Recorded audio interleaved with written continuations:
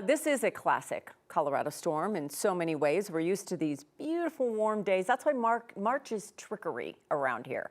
You just start thinking, I can pull out the summer, spring gear, and nope, not going to happen. So we know how quickly it's changed. We had some 60-degree days. Frankly, it was really pretty mild yesterday. And now, not so much. It's pretty nasty. Jeremy Jojola has been looking at that, doing the comparisons. How switched yesterday, remembering yesterday. It seems so long ago now. Yeah. Do you remember yesterday what it looked like? I mean, you know, Denver has 20,000 acres of parks here in the city and in the mountains. And I think it's fair to say, Kim and Kyle, that every single square inch is probably covered with snow today. So my assignment yesterday and today was to kind of, travel around, take a look at Denver's parks, get some nice, beautiful spring-like video yesterday and compare that today. So let's see where we went. First, I took a stroll through Wash Park, saw people walking around, running around, walking their dogs. And then today, went back 24 hours later. What a stark difference. Snow everywhere. I think this morning I saw maybe about 10, 12 people.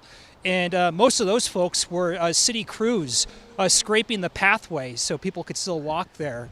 So quite the difference at one of Denver's favorite parks, Wash Park. And then I went up to the north side of Denver, the Highland area on Tennyson, and that's where we find Cesar Chavez Park. And if you live in this area or if you've been to this park, you know it's a very popular park for growing families with young kids, toddlers. This park will get super packed. We saw that a little bit yesterday, but today, boy, the trees really weighted down with snow. And you can see just how much of a difference it is compared today and yesterday. And then I took a few miles of a trip down east, down 38th Avenue to La Raza Park.